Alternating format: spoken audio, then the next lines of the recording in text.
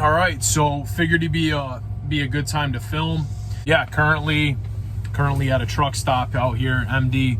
Shout out to Brandon for coming out and saying what up, dude. Living out here and stuff, so it's pretty chill. It's been pretty chill so far. We're on our 34-hour reset right now as we speak. And my trainer, Derek, went out. Shout out Derek, been a huge help. I'm just gonna dive right into this. Just my first week as a trucker. I'm gonna make a vlog for you guys. A lot of people been recommending me to just, set up a camera and just chill. And oh, my crusty feet, dude. Don't mind my crusty feet. But everyone's been wanting me to, don't mind my hair either. It's like all greasy. I'm taking a shower. Still got these gains, as you could see, watching the diet and everything like that. It's very important. A lot of temptations out here. A lot of temptations, coming to truck stops, seeing like, sausage, egg sausage or bacon burritos, 2 for $4. And you're walking by, going to the bathroom to brush your teeth or something, or shower, or whatever it is. And you're like, they got everything on lock out there. They got a Wendy's here, they got a Subway. So there's so many temptations to make you eat like crap. So it's hard to stay disciplined, everything like that. But I did have Wendy's last night. I got a spicy chicken sandwich, whatever. Guys, I cheat, I spoil myself. It is what it is, all right? Yeah, so today's vlog is gonna be my first week in trucking. And I'm gonna just pretty much talk about my experience. This is not in any specific order. Trucking. My first week was a blast. I'm not gonna lie, it was a blast because my trainer, just having somebody there for me, trip planning, reassuring me through the process is definitely stress alleviating, because there's, all you truckers beginning out, there's a lot of stress, and I'm not even on my own yet, so I can't even speak from experience. It's hard to, overcome that first barrier right there. And I'm gonna close this for right now, guys, because I don't want this being distracting. Actually, I'll show you guys my room, or should I say Derek's room. I'm on the top bunk. There's 2 bunks back there. We'll get into that eventually, but the pay's not gonna be the greatest, but you can't come in here, for starters. The number one thing I told myself, I'm not gonna come in here starting off worrying about this right here, okay? I'm not gonna worry about this. This is only $100, guys. I'm trying to flex right now, all right? Not gonna come in this worrying about money. Truck stops, definitely sketchy. Just sketchy, kind of harder to back into certain spots. Road driving, in terms of road driving, I was driving here yesterday. Like I said, we're getting ready to take our 34-hour reset yesterday. So on our way to the Loves here, I had a guy in front of me, his freaking trailer tire blew out. So that was just like a huge cloud of dust and just seeing hazard lights. But I just slapped on the Jake brake, and we were bobtailing, so it wasn't that big of a deal. Let me show you guys real quick, actually. So you guys can see, we are currently, what the hell? We are currently bobtailing right now. So we're just chilling. So yeah, I had the tire blowout. That was pretty wild. I just kind of was like, oh crap. My trainer was cool. I tapped the brakes lightly. I didn't slam on the brakes. You never want to slam on the brakes. Another thing I learned is, expect the expected, honestly. It's bound to happen. You got cars coming on the on-ramp.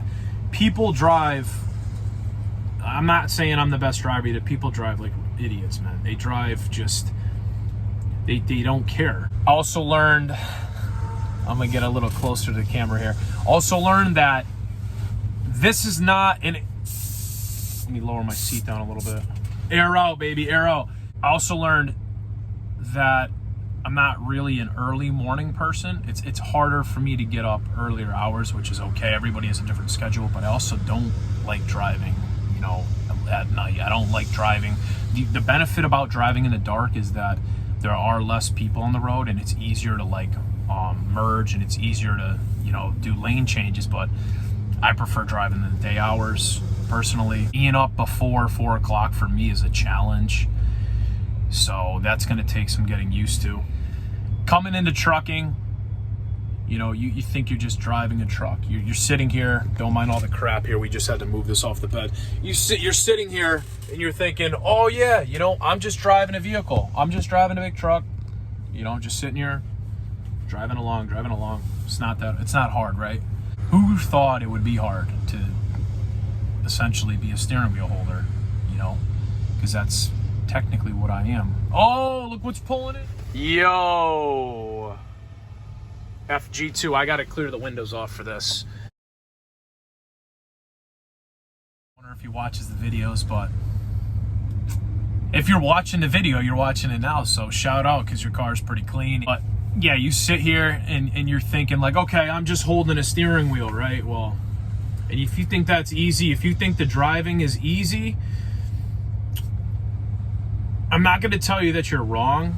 When you're driving long distance, guys, like, driving definitely takes time to get used to. You have to build up progression over time. It's definitely harder than you think. You know, you need to make sure you're getting your proper sleep. The number one thing I try to do, except for one day, I thought it was, you know, whatever, but I stayed up a little later when we got to our main terminal in Georgia, but I stayed up later and I got like 4 hours of sleep and I thought I was all, yeah, man, I'm not tired, blah, blah, blah, blah, blah. I was able to drive 400 miles or so or more, but at the end of the shift, it just hit me like a ton of bricks. Like, definitely make sure you're getting your 7 hours. I recommend 7 hours of sleep minimum. Make sure you're getting that, but also don't oversleep as well. Driving, yes, is one of the easier parts, but it's also hard as hell too on your mental. It is draining, like mentally draining, because you're not only steering you're steering in a straight line, yes, but you're also observing everything. Okay, exit 215 south. You're making sure you're like planning ahead, and then you're looking for other cars. You are basically looking for everything when you're driving. Mile markers, low clearance, whatever it may be. So it is very draining. That's one thing I learned.